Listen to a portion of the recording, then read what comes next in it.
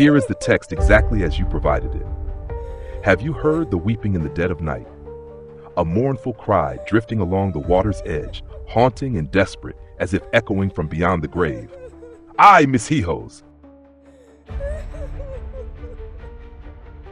In the damp darkness beneath the cold mist that shrouds the riverbank, people speak of a woman dressed in white, her tangled hair obscuring her face, silently wandering in search of the children who will never return to her embrace. No one dares approach. No one dares call her name. For she is La Llorona, the weeping woman, a cursed spirit doomed to roam forever, unable to find peace. From the remote villages of Mexico to the shadowy streets of Los Angeles, from ancient folklore to chilling cinematic horrors, La Llorona has transcended time and place, becoming a terrifying symbol of grief, guilt, and death. Tonight, follow us as we trace the sorrowful path of the weeping woman, uncovering her origins, her meaning, and the chilling moments when she returns to spread unrelenting fear. Welcome to La Llorona, the cry that never stops.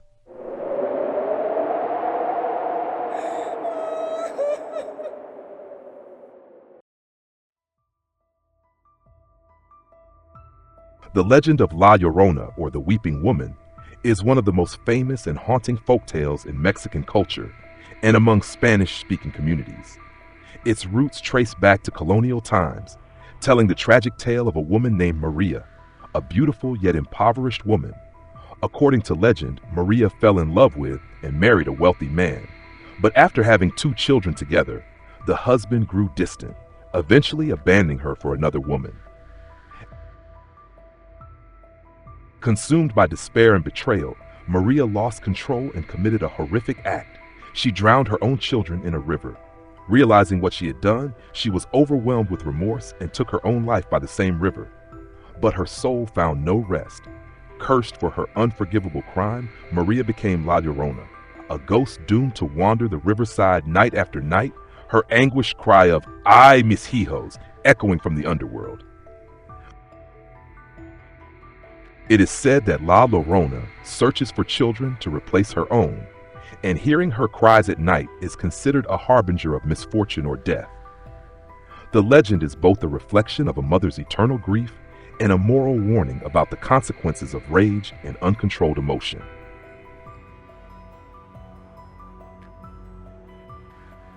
La Llorona is not just a tragic folktale. She is deeply rooted in the pre-Hispanic beliefs of ancient Mesoamerica, particularly the Aztec civilization. Long before the Spanish conquest, indigenous cultures worshipped goddesses associated with water, fertility, and death, themes closely aligned with the image of La Llorona. One of the earliest precursors is the goddess Cihuacoatl, a deity of war and childbirth. She was often depicted as a woman dressed in white, appearing at night to mourn her lost child. This eerie image mirrors the modern La Llorona, especially the haunting wails and sorrowful presence in the darkness. In certain Aztec prophecies, her crying was seen as an omen of the empire's collapse, adding a deeper sense of doom and mysticism to the tale. Another potential inspiration is Chalchiuhtlicue, the goddess of rivers, lakes, and fertility. She embodied both life and destruction, water that could nourish and drown. Spirits associated with water were often viewed by the Aztecs as powerful yet perilous entities. When the Spanish arrived in the Americas, they brought new religious values and moral teachings. The blending of native beliefs with Catholic doctrines gave rise to a more cautionary version of La Llorona, a cursed spirit doomed by her sins, wandering in eternal torment. Thus, the modern legend we know today is a result of the fusion between ancient indigenous spirituality and colonial religious influence. The story of La Llorona has transcended the borders of Mexico, spreading across Latin America and into Hispanic communities in the United States. While each version may vary slightly, the core image remains the same. A sorrowful woman in white, wandering by rivers and lakes at night, weeping for the children she lost. In Mexico, considered the heartland of the legend, La Llorona is often used as a chilling warning to children not to wander near water after dark. In the southwestern U.S. states like Texas, New Mexico, and Arizona, home to large Mexican-American populations, the legend persists through oral tradition. Parents warn that if children stay out late, La Llorona might mistake them for her own and take them away forever.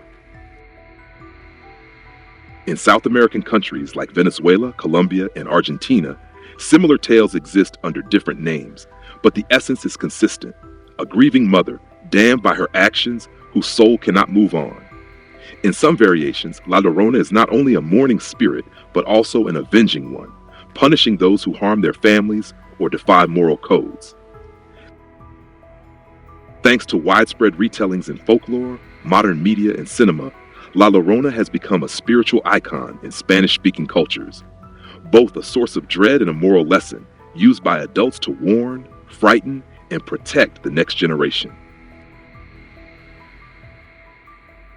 The tragic image of La Llorona, the white-clad woman crying by the water, has not only endured in folktales, but has left a deep imprint on Spanish-language literature and cinema, especially in Mexico.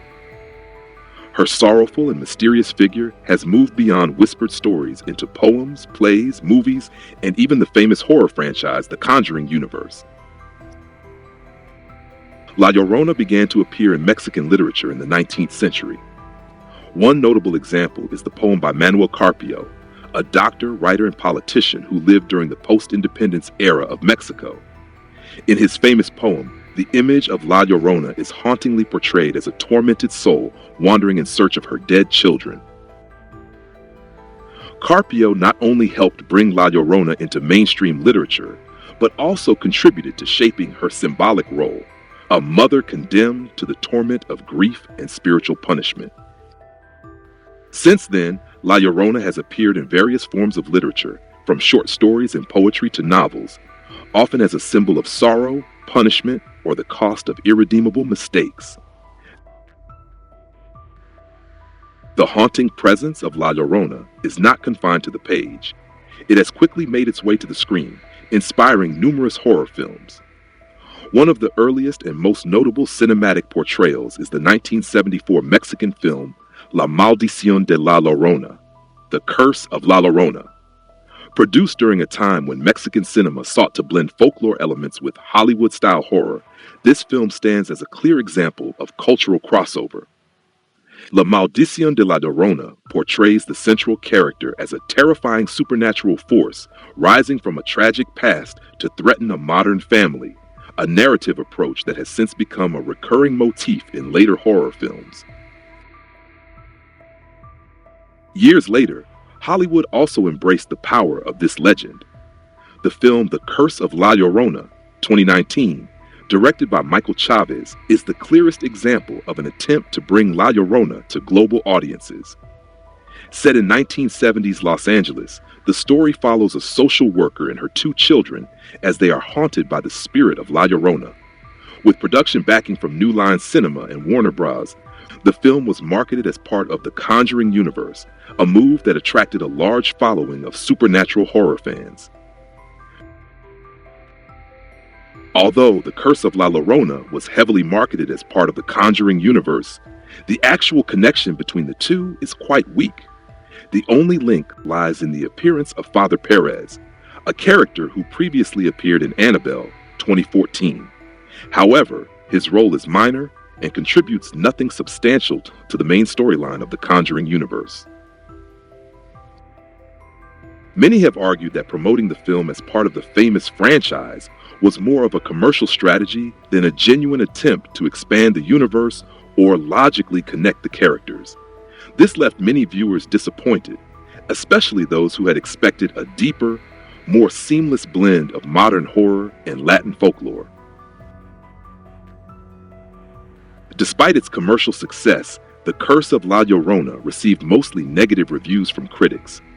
On major review platforms like Rotten Tomatoes and Metacritic, the film scored only average to low marks. It was criticized for relying too heavily on familiar scare tactics and for failing to deeply explore the cultural folklore at its core.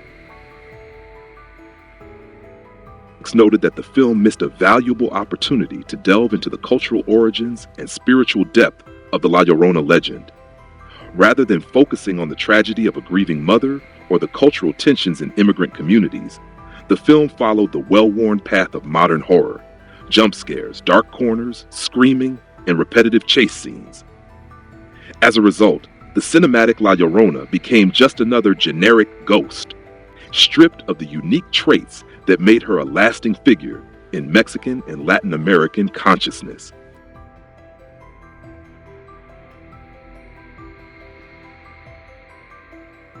La Llorona is not merely a frightening character.